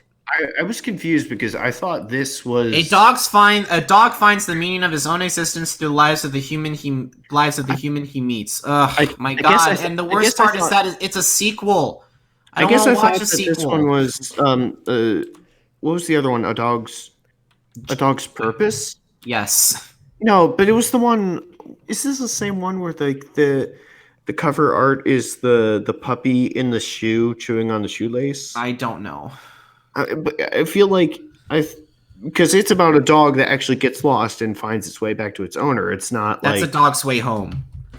That's the name of it. Yeah. So That's what I'm thinking of, but still. I kept thinking it was that movie because the titles are so similar. This kind of seems like, the magic of Homeward Bound kind of, Everyone knows that Homeward Bound is a better movie than all of these movies combined. Yeah, I'm kind of like, because I saw that. This is kind of like, to me, it's just kind of like a knockoff of that, although much later, but... then again, I did read the book, The Art of Racing in the Rain, and that was a really damn good book. It wasn't like this, but it was about a dog's perspective of his owner's life, because his owner is a race car driver who meets a woman, and then his wife, who becomes his wife, and she then dies of cancer, and then he has to raise their kid on his own, and then it's like he's reincarnated as an Italian kid who says that his name is the same name as the dog's name, and the owner as a racer is like signing his autograph, and he's just like, huh. I just thought that was a really cool moment. I don't know. I can't watch these dog-centric movies because I have a dog. I have a dog too, but he's not here. But he's a good dog. I need to bring something up because this when I showed Naka this movie, I got pissed. Why? I got pissed because it's honestly, the Fast and the Furious has not been the same. It really hasn't been since 3 or 4. Well, we know that. Why? I don't understand what your deal is with the Fast and the Furious not being the same. Okay, I need to bring something up here. I don't understand. Supposed to be part of the Fast and Furious universe or something? Yes. Can I finish? Is that why? Yes. Oh. Can I finish, please? I don't understand why this particular movie, Hobbs and Shaw, which is a U.S. security agent, forms an unlikely alliance with the mercenary to stop a cybergenetically enhanced terrorist. Basically, I need to bring something up, Naka, and I can't really go off of details because I don't really know what happens in the Fast and Furious. I've never seen a Fast and the Furious movie. Period. That's your problem. Is that you don't understand where I'm coming from. But here's the way I see it. It's like, why do I want to watch a movie just about cars and that's it? Like, I don't care about that. I want to see a movie about character. It's a little bit more about like how the people are. Cars are just the medium they use to. You even watch like Furious 7, and you still say that it's not even like it's still not the same. Cars are literally also the way that they fight with each other too, because they've weaponized cars. It's kind of like a less vehicle centric take on Mad Max, I guess. It's like saying if it was more about like how the people are working together to get something done, or I don't know, fight someone, just happening to use cars as their means and also weapons. Well, what did you have to say regarding Hobbs and Shaw? After Fast and Furious, the 4th one, they got away from like car culture and they went more with action heist movie. Yes, the first, like, all the films have some sort of action heist elements into it, or action movie elements into it. But a plot that you don't see coming. Yeah, but they still have a big focus on car culture at the time. And that's where I just get lost in these newer movies. It's because there's no semblance of car culture anymore. I feel like the franchise was built on is gone. You feel like they abandoned that in favor of simply making it heist focused instead of heist getaway focused. I don't know if that's the way. I don't say, because getaways involve the cars, or like the car or whatever he's doing involves the way that they get there. And like, I don't know, I remember, what was it? I don't know, I can't remember. I forget it. Like the first two Fast and Furious movies aren't like the best movies ever made, but from my perspective, Like, yes, they have the action, which is the main plot, and like the police activity, which is the main plot. But the side stories on car culture and street racing at the time, that's what makes them so good. That's how they all. That's how the guy that I don't. Are you gonna get? I have a question. Are you gonna get me like every Blu-ray copy of every Fast and the Furious movie, and you want me to watch it? No, because I'm not stupid. Why? No, you're I too just stupid. said I'm not stupid. Why are you saying you're not stupid? Because I'm not going to force you to watch movies. No, but I want to watch them. Well, then go do it. Why haven't you? I was being funny. Come on, learn to play off my words a little bit. Learn to take a joke. Anyway, learn to play off words, bitch. But anyway, I do have to regard, Hobbs and Shaw, regardless of this movie, being outside of the Fate of the Furious franchise. You might as well just go see it just to say you've seen them all. Fate of the Furious franchise? Fast and the Furious. This is why. Scarfy, you are pushing buttons that should not be pushed. What? You are. This is beyond the pale. You should. Your arrogance. I have the giggles. We know that. Don't get me wrong, Hobbs and Shaw. It's a great character dynamic, but the fact that, the Fast and Furious has strayed so far away from its roots is what makes me upset. That's my reason why I'm not a huge fan of this movie. Don't get me wrong, I'm still going to want it to succeed, because maybe we can get a Fast and Furious movie that's centered more around car culture than a big heist where it's about saving the world or anything like that.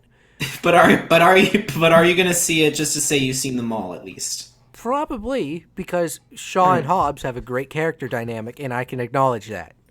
I guess it's kind of like a loose, not spiritual, not even spiritual successor, something under that, a loose relative, not even spin-off to the Fast and Furious franchise.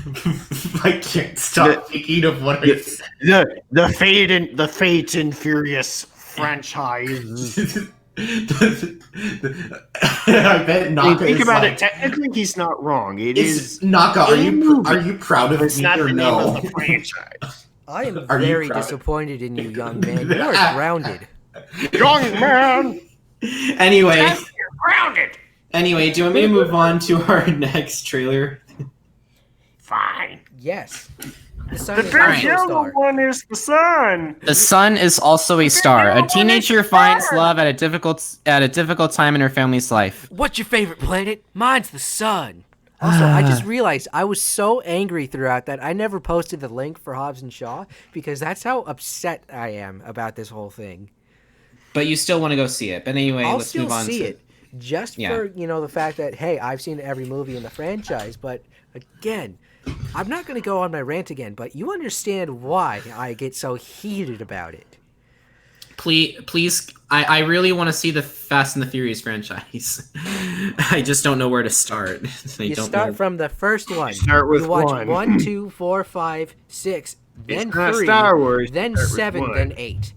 All right. So let's move on to our next trailer. So the sun is also a star. Yeah, I don't really know what to say about this one. It's it's one of those romantic comedies that are just, they're there, and I don't understand why girls like romantic dramas. I'll never understand it. I just don't get it. Yeah, it's like Amazing Atheist TJ's talking about it. He's like he was responding to the stupid thing like questions women have for guys on BuzzFeed, and it was like, why do all guys hate rom-coms? And he's like, trust me, my dad was the most misogynistic asshole out there, and he was a sucker for rom-coms. And it was, I don't know, it's just kind of like it's because the characters are generally unlikable and that there's no plot. That's usually the reason. I'm more excited for the down the line.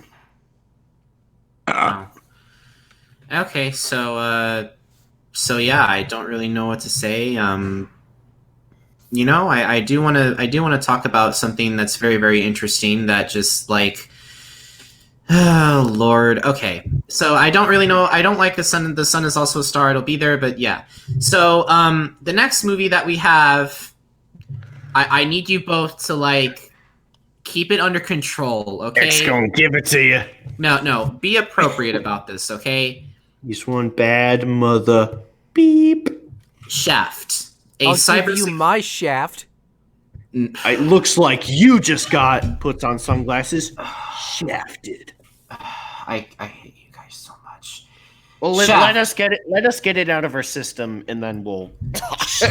Shaft, a cybersecurity expert with a degree from MIT, enlists her father's help to uncover the truth behind his best friend's untimely death. So I just need to say, this is basically you misgendered him, you asshole. Yeah. So basically, this is I think it's a reboot or a sequel to the blaxploitation film Shaft in the 1970s. So I've never seen the original. I don't know how to feel about this film, but it does look interesting.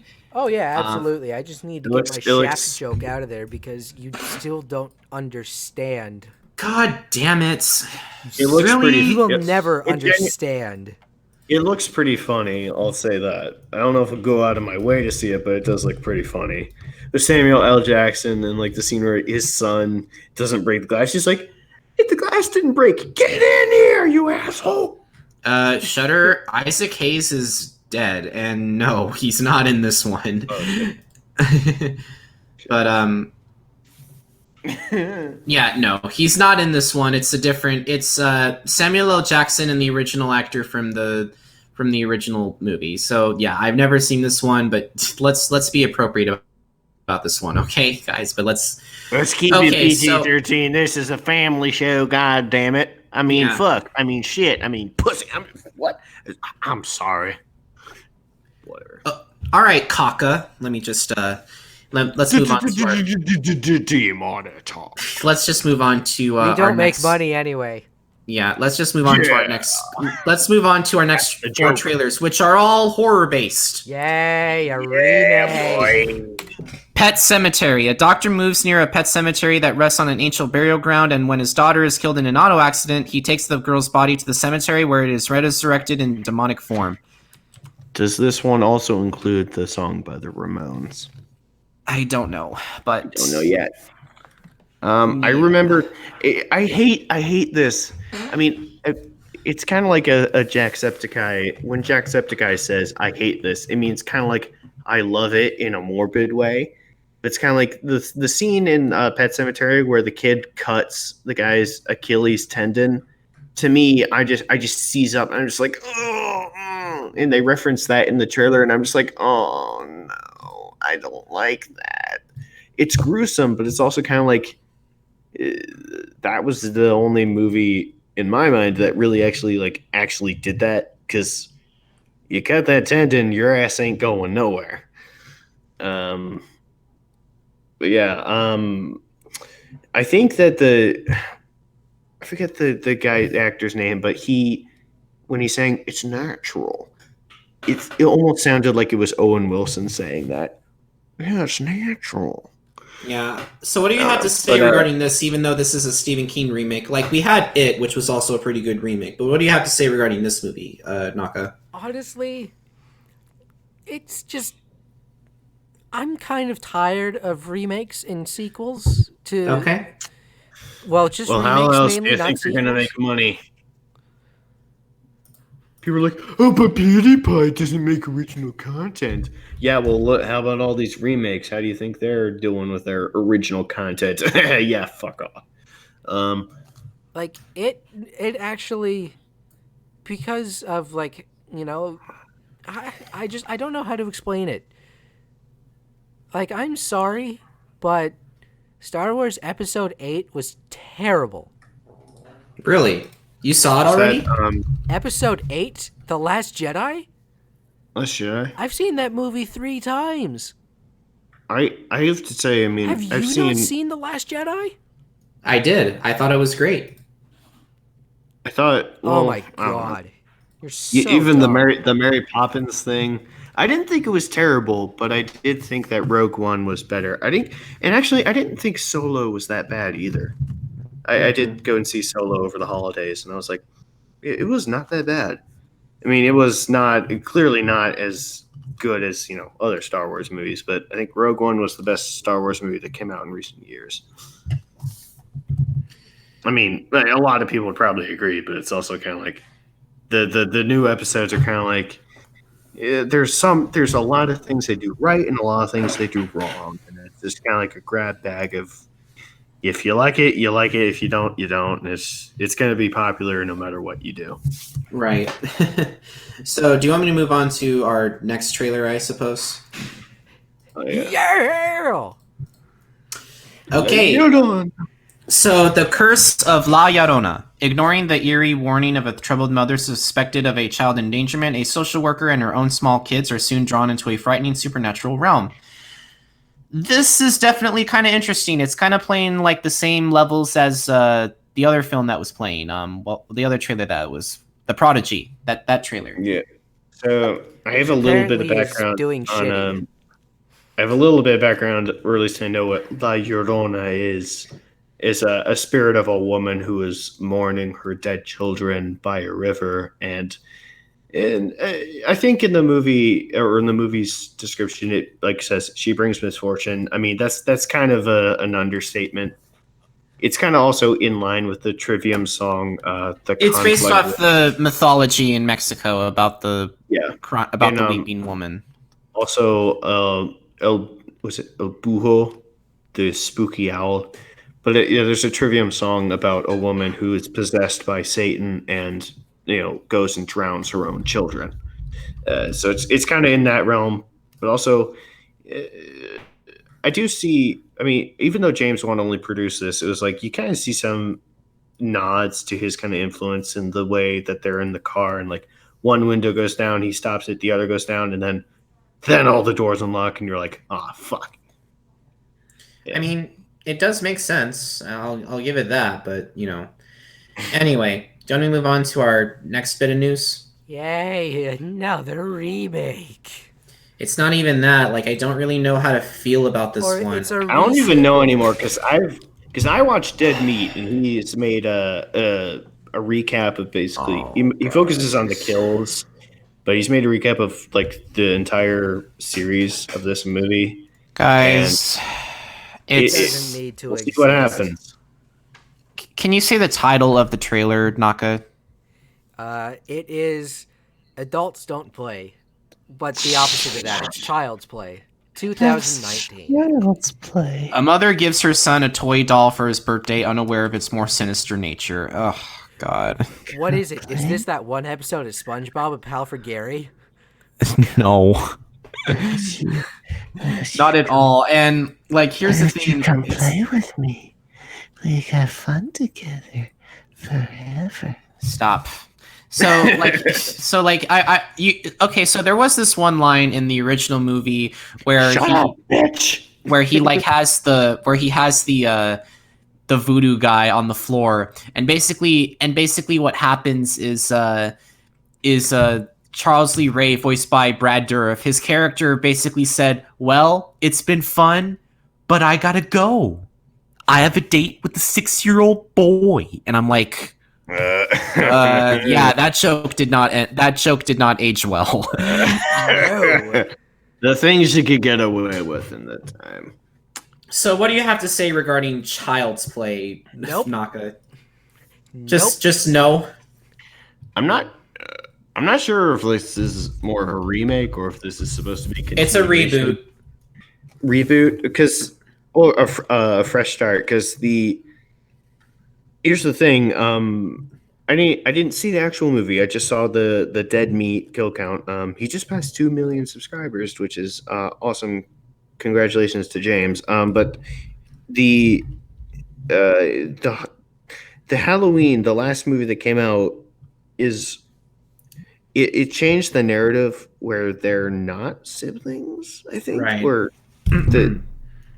And then this one, I guess. He'll probably cover it because his rule is he is only, I think for copyright purposes, only allowed to cover it when it's available on Blu-ray. So it remains to be seen because he's done the entire series up until the last movie. I think the last one was Cult of Chucky. The last one was Cursed? Cult of Chucky, basically. Well, Okay, he yeah. waits for, like he Was can it? get it. He can get it on when it's on DVD, but he'd rather get it Blu-ray because of higher quality. Just Yeah, it's the reason. why are And we? also, Why are we I still don't know. talking about this? I don't know. About it's just Child's Play? we'll see what happens with it. It's like it might. It's kind of you got to make something that was scary back then scary again. That's sometimes difficult to do. Sometimes it works. Usually it doesn't. But it's also kind of like, well, fuck it. I mean, Evil Dead. Remember Chucky came on the WWE for whatever reason. No. I do not remember that. Oh But I can god, remember you need to look that up because it's actually remember true. that Evil Why are we Within. still talking about this movie? The Evil Within remake was pretty good. You really don't like Child's Play, do you? Fuck no. So yeah, do you want me to move on to our final trailer that we're all really, really excited for? Plot to be determined for Stranger Things Season 3. At least they gave us all the episode titles. But what do you have to say regarding this season announcement? It's scheduled to come out July 4th, 2019, interestingly enough. Personally, what I would rather have is, because I'm used to shows coming out one episode a week, not all of them at once. So I don't stay up till 2 in the morning watching season 2. Because that's Which you're what probably happens. going to be doing anyway. No, because I'm actually going to be smart when this comes out and watch only I a few murdered episodes my at a last time. laptop battery when that happened. We'll see what happens. But anyway, what do you have to say regarding Stranger Things, guys? It's a great series. If you haven't watched it, go watch it. Yeah, it is. You got plenty of time to fill in the gaps from season 1 and season 2 because it's coming out. I think it's a.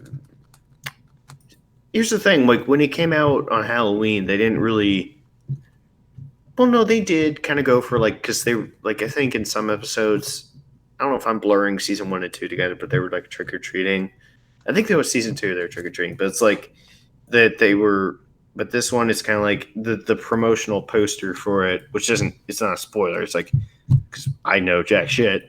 It just shows them looking over, I guess, the city and fireworks happening. Right. So it has a little different aesthetic look to it initially. I'm just really glad that in season 2 they included The Four Horsemen by Metallica, which would have come out that year. Or the year before, actually, in 1983. Assuming it's 84 because of the Bush, the Reagan-Bush poster. Reagan-Bush, 84. Yeah, that one. So yeah, it would have come out. It would have been fairly new. And I was like, hell yeah. But I have high hopes for this thing is. I talked to my counselor at my college or home campus. Wasn't really a big fan of season 2, and I was like, I can see that, but also it's kind of it feels like it was kind of like how Ruby was this season 6 was kind of there was some payoff, but there was a lot more setup. It was just kind of well, now what are you trying to go for next? Because plot wise for Ruby the story didn't really move that much. It's just where they were or what was happening that changed. It wasn't because their quest of getting to someplace they were being held up. I don't know. Anyway, we'll see what happens. Anyway, that's all we have for tonight, folks. That's it. That's our show for tonight, folks. Anything else you want to add or Naka, Krüz? Crackdown 3 comes out on Friday. Go play it. Yeah. Anyway. Give us your money. Guys. Don't actually give us your money. You can give us your money if you want to, but you don't have to. It's not required. This isn't a Patreon-only podcast. Right. Anyway, that is it. That's our show for tonight, ladies and gentlemen. We hope you enjoyed yourselves. And as always, my name is Scarfy. I'm Naka. And I'm Krüz. And this has been Subwuffer Entertainment Treehouse. Have yourselves a fantastic day. And take care. and good night. Bye. Bye. Delicious.